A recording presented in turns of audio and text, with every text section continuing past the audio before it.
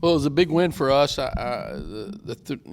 into the night, we had three non-conference games left, and we needed to we need to play as well as we can, put ourselves in position to accomplish some of the goals that we want to accomplish, and we certainly need to win our games at home. And we played pretty well tonight, especially with the way we played defense and the way that we pitched. It was really good to see Brandon Murray throw the ball pretty well, and thought Widener was probably as sharp as he's been all year long, and that bodes well for us, especially in the bullpen during league play, to have another guy out there throwing as well as he threw.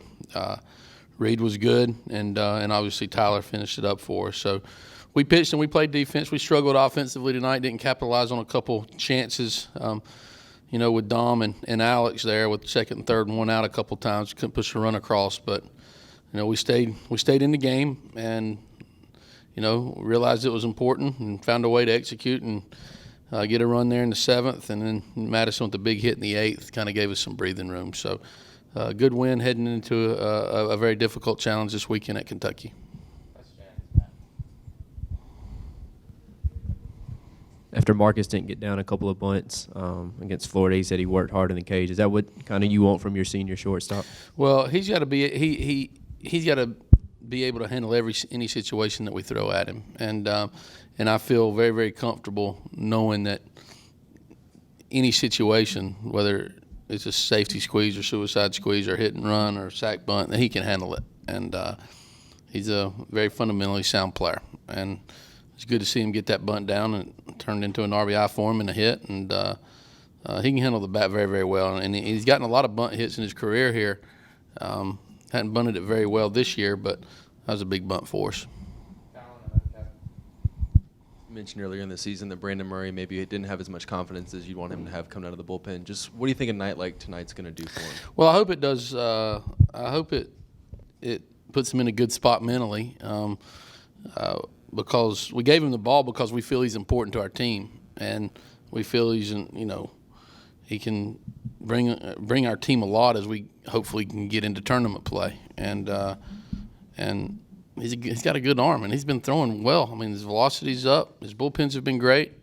He just hadn't really thrown his off-speed pitches for strikes. And tonight he threw a lot of change-ups in there.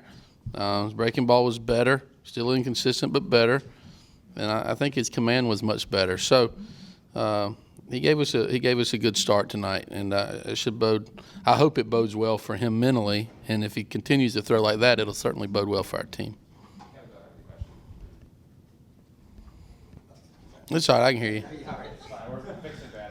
You went with Johnson in the ninth inning. Why'd you go with him? Well, Reagan's sick. He's under the weather. So, and we about put Reed back out there because we scored two. But Tyler felt great. So, and the more experience we can give him getting the 27th out, I think is better for our team. Now we got two options at the end of the game. And Tyler and Josh. And if it was been a situation where a couple lefties were coming up, Josh could have pitched. He was here. He was in the dugout, but he's had a tough 24, 48 hours. So we needed to minimize his activity as best we could so he'll be healthy and ready to go Friday. There in the eighth inning, were you surprised that they walked John Jones with a little bit of a slump? And then how good was it to see Madison come up there with that insurance run? No, I wasn't surprised. That's the right baseball play. I mean, with the submarine pitcher and a left-handed hitter coming up and a right-handed hitter on deck, he had to, I think, about any coach would have made that move. And on top of that, you look at John's stats. He's been a pretty good hitter for us. I know he's struggled lately, but they hadn't seen all the games. They just look in the stat sheet and see 6 homers and hitting over 300. And no, that was the right. I thought that was the right play, and I knew when I put when they moved up, they would probably do that. And it was good to see Madison get a hit there because those guys aren't easy to hit. Those submarine guys aren't easy to hit. And after taking his first swing, being really far out in front of it, he kind of made an adjustment.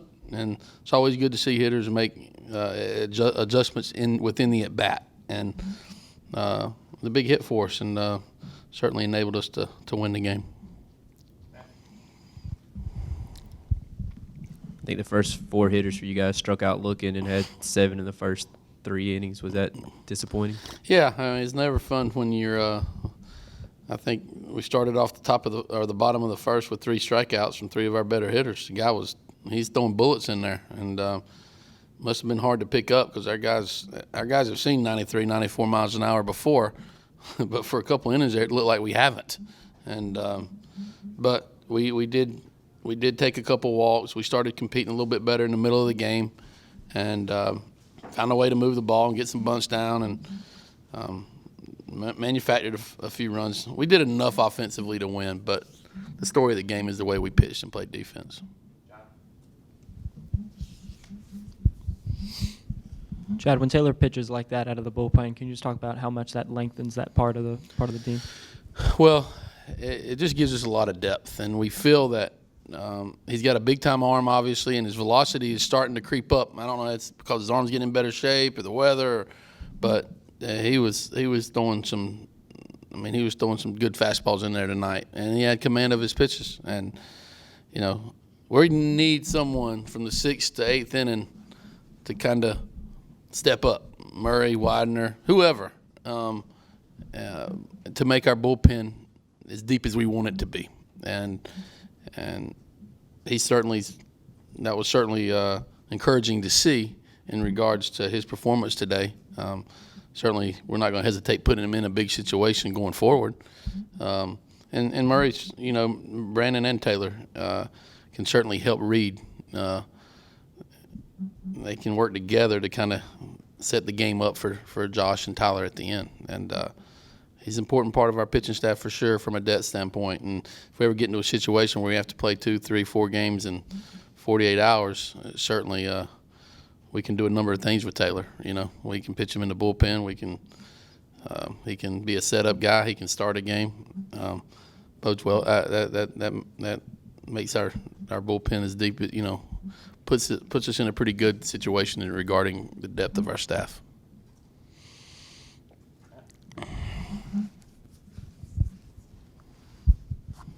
What do you know about Kentucky, and what's kind of the key to this series, do you think? Well, I mean, they got 3 great pitchers they're going to throw out there at us Friday, Saturday, and Sunday. They've won some big series. They beat some of the best teams in the country.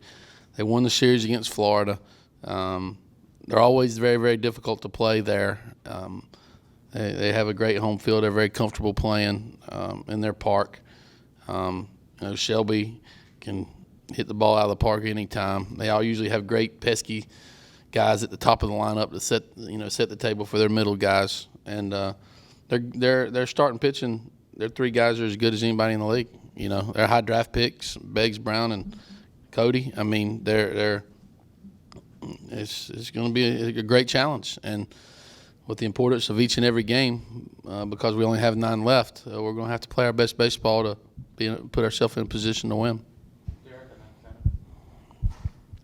I know a night like tonight you'd like to have 10 runs, 12 hits, but when your kids can grit out a win like they did tonight, what do you feel like that does for them in confidence? It was a fun game to be involved in, honestly, because you learn about your guys when you're in some difficult situations like that, and we put a lot of guys in the game to help us, and from the way we pinch ran to play defense, and it was good to see some guys get in there, and we had to find a way to win when I think our team probably didn't feel like we were playing our best, but it was certainly neat to see them will their way to a win, and there's going to be a lot of tight games as we go forward. So every bit of experience we can get in that regard, I think, is good.